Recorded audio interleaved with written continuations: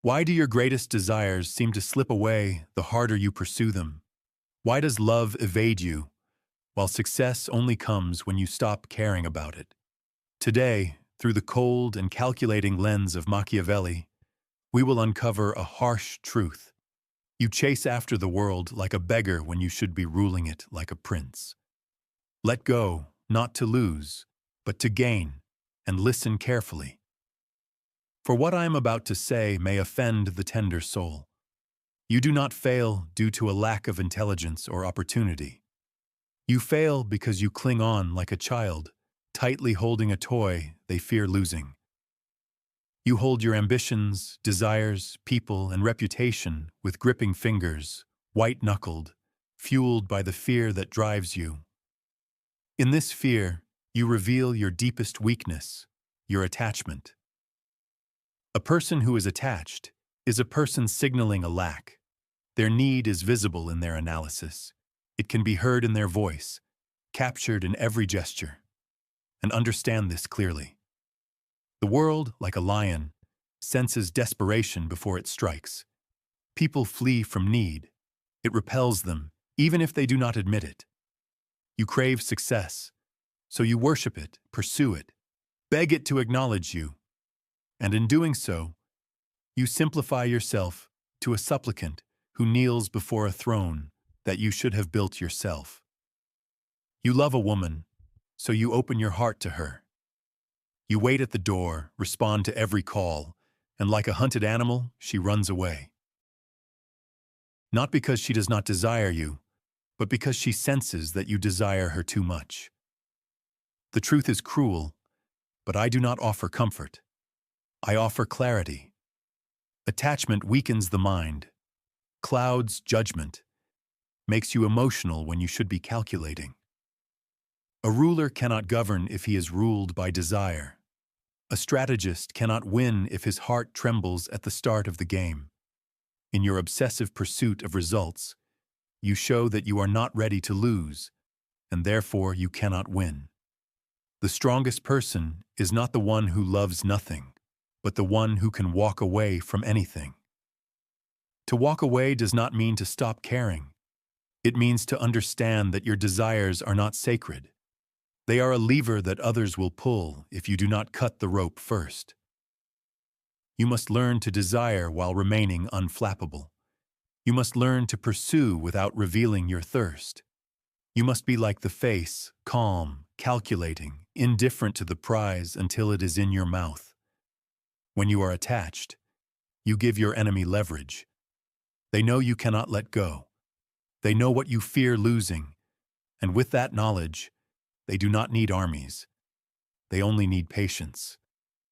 They will make you crawl, make you beg for crumbs. Kings do not ask for charity. Wolves do not chase rabbits in a panic, and power does not come to those who display their need for it. You see, when you are not attached, the world cannot manipulate you. No one can seduce you with what you do not crave. No one will be able to control you with promises. You become unmanageable, and that is the beginning of freedom. You may consider your passion to be your strength, but I will ask you what it has brought you. Most often, it brings chaos, emotional outbursts, poor decisions, and distance from people. It weakens your confidence, convincing others that they are above you, that you need them more than they need you. Tell me, when has despair ever brought you true loyalty or lasting power? Never, because the one who needs serves, and the one who serves does not rule. Let go of the illusion that you must cling, fight for every moment, every glance, every opportunity. Some battles are won not by attacking, but by retreating. Some thrones are taken not by force, but by silence. You will begin to rise the moment you learn to let go, not out of defeat, but out of discipline. Being detached does not mean being cold. It means being precise, loving without dependence, leading without obsession, acting without fear of loss. If you cannot do this, you will remain a slave to your desires, a prisoner of outcomes that you cannot control, an actor in a play where others write the final act.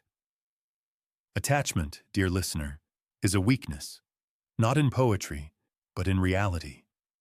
And reality does not reward weakness, it consumes it.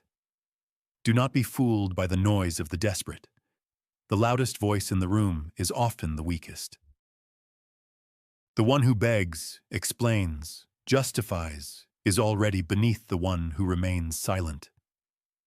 True strength is quiet. It does not shout. It is not put on display. It is not begged for. It is felt.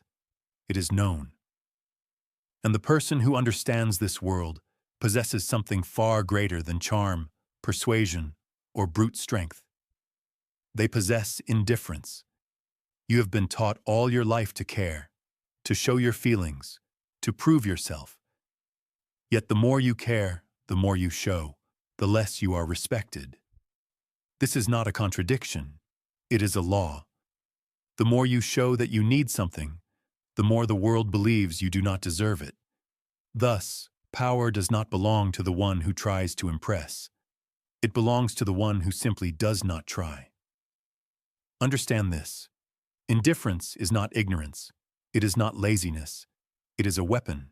It is control disguised as distance. The one who is indifferent instills fear because they cannot be manipulated, provoked, or seduced.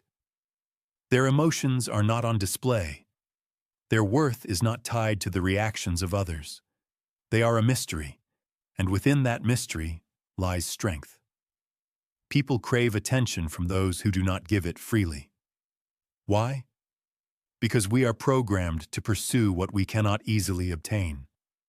When you make yourself too available, you become commonplace, and what is commonplace is cheap.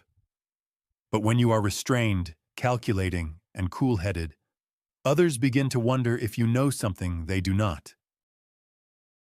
They start to doubt their own worth in your presence. They seek your approval, they work for it, and they respect you more because they cannot read you. A prince who shows no fear commands obedience without raising his voice. A ruler who does not chase the crowd ultimately finds himself pursued by it. This is the power of indifference. It changes the dynamic, turning the pursuer into a reward.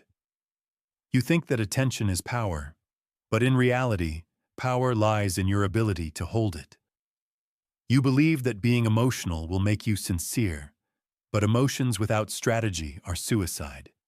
Every outburst, every argument, every anxious remark is a leak of control. And when control disappears, so does your advantage. Do you think Caesar conquered Rome by begging for loyalty? Do you believe that the great players in history shouted for recognition? No. They stood in the shadows while others bled to be noticed. They offered silence instead of validation.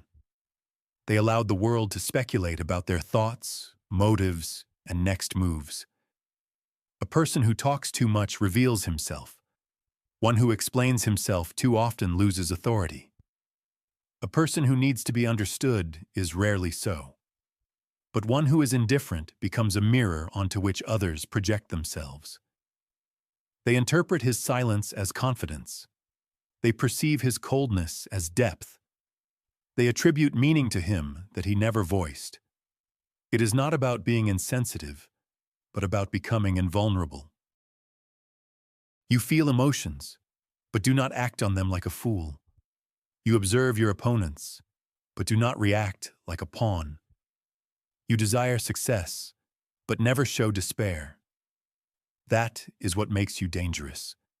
An indifferent person cannot be humiliated because he fears no loss of reputation. He cannot be bribed, as he seems to need nothing. He cannot be offended because he remains unflappable. And in that stillness, he becomes the most formidable figure in any room. When others display their thirst, show calmness. When they shout, remain quiet. When they demand results, let your presence speak louder than any promises. The storm always fears the mountain that does not move. Indifference is the Tagara. those around you will panic, beg, and overexert themselves trying to win your favor. Love or loyalty. Every step they take toward you only strengthens your position.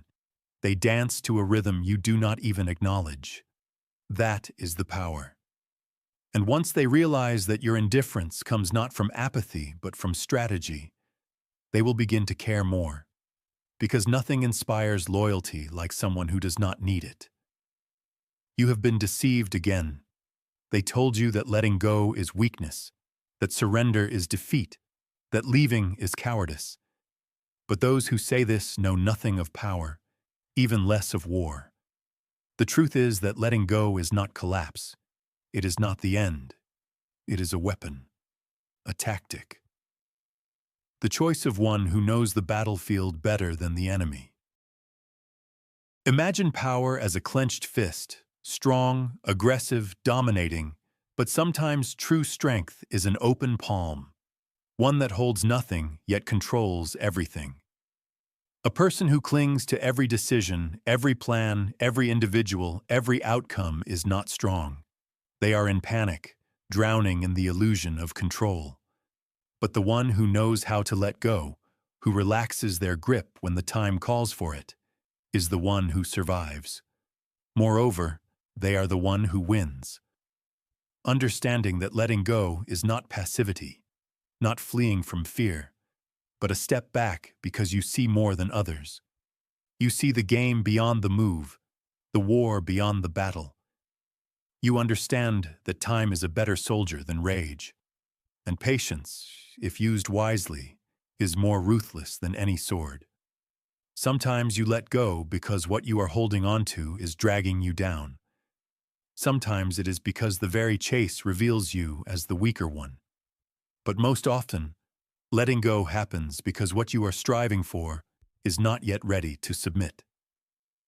And by stepping back, you change the balance of power. To let go is not to surrender. It is to give nothing to that which does not deserve your energy. And in this lies true strength. A person who walks away from an argument they could win is not weak. They conserve their fire for a more worthy cause. A ruler leaving negotiations does not surrender. They create anxiety in their opponent, allowing silence to do what words cannot. A strategist who abandons a plan they once believed in is not lost. They simply stop throwing soldiers into a battle that will not yield benefits. This is how the wise survive, and more importantly, this is how they rule. Letting go, done with intention, invokes a shift in perception. Suddenly, those who thought they owned you feel power slipping away. Suddenly, what was ignored becomes desirable, and your absence speaks louder than your presence ever could. This is how kings are created, not just through conquest, but also through absence, wounding deeper than any blow. Yet you have been taught to hold on, to insist, to plead, to persist even when all signs demand retreat. And in this persistence, you lose everything. Not because you lacked strength, but because you lacked wisdom. There is a time to act, a time to wait, a time to speak, a time to be silent, a time to hold on, and a time to let go. But if you confuse one for the other, you will not be feared. You may not even be noticed. You will become just another noise in the chaos. You must ask yourself, am I still striving for power? Or am I feeding my ego, a stubborn child that should have been left behind long ago? The one who knows when to let go always returns with more, with greater clarity, with more opportunities, with greater strength. The opponent thinks you have vanished, and it is at that moment, when they lower their guard, that you strike. Letting go is not weakness. It is bait. And if you wish to rule, you must become a fisherman who never pulls the line too early. To stop chasing what does not yield is not defeat. This is about creating space for something better to emerge or for what you once desired to return. Now, it is humble. Now, It is within your reach, now on your terms. You do not always win by taking. You win by knowing when to take, knowing when your silence is louder than your demands, when your departure is more memorable than your presence. Desire in its purest form is fire. It provides warmth, energy, and ambition. But like fire, it should not spread uncontrollably. You must manage it, contain it, and turn it into a blade rather than warm your enemies with its light. For the moment desire begins to lead, you are no longer in control. You are following. A person who blindly follows their desires is not a leader. They are a pawn in velvet clothing. The greatest victories in history were not achieved by those consumed by their passions, but by those who learned to use them like musical instruments, playing them skillfully and never louder than necessary. You may desire wealth, power, love, or conquest. There is no shame in that. The shame lies in needing. The shame lies in adjusting your strategies to fit your desires instead of using those desires to sharpen your strategies. When you allow desire to control you, your enemies do not need to defeat you. You will defeat yourself. You will yield too soon. Speak when silence was your advantage. You will show your hand for their approval. They will lure you with your desire, like bait on a hook, and you will bite again and again until you bleed out. You think your hunger gives you purpose, but hunger without discipline makes you predictable. They know what to offer you, know what makes you weak. They know what to promise, what to withhold, what to threaten, and you become a puppet, pulled by invisible strings. Thinking you are dancing, but in reality, you are merely being led. A prince must study his desires. He must understand them, dissect them, observe them like a hunter with prey. Only then can he turn them into his weapon, because when you know what you want, truly know, you also begin to understand what it is worth, what it reveals, and how easily others can use it against you. You must turn desire into fuel, not into commands. You feel it, but do not submit to it, allowing it to sharpen your instincts. But never let it override your logic. You allow it to whisper, but never to shout. When desire becomes the master, decisions become emotional rather than strategic, and emotion is the favorite poison of those who seek to undermine rulers from within. You must learn to demonstrate desire while concealing it, allowing others to think you want nothing, so they wonder why you are so calm, so unflappable, so hard to seduce. Because at the moment they think they have figured out what you desire, they will try to offer it to you, and then you will show that their offer was never enough, that they were negotiating with a ghost. A person who wants something but seems to want nothing. Scary.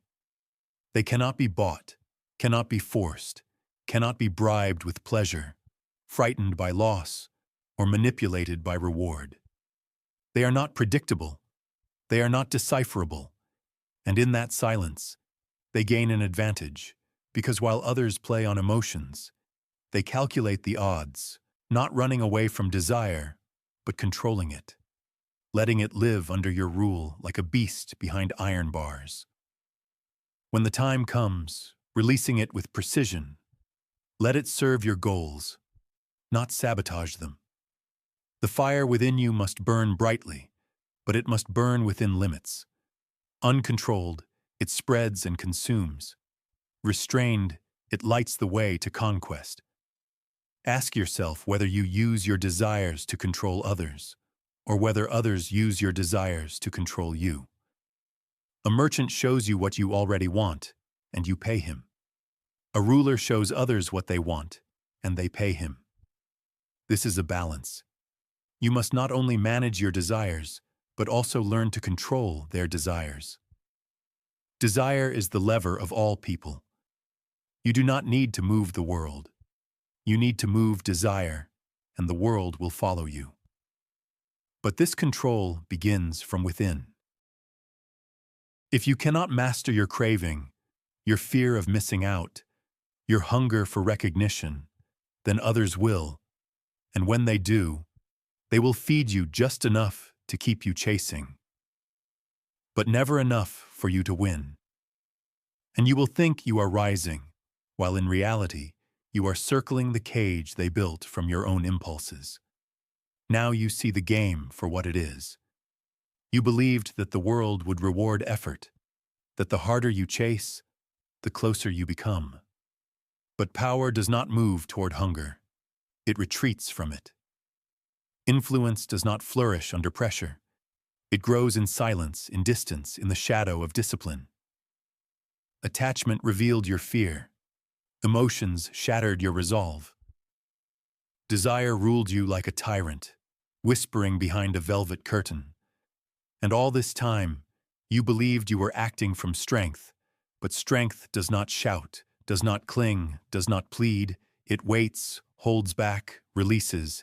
Everything you want, every ambition, every conquest, every secret dream, does not come when you chase it like a hungry dog, but comes when you no longer need it, when you walk away, not surrendering, but mastering.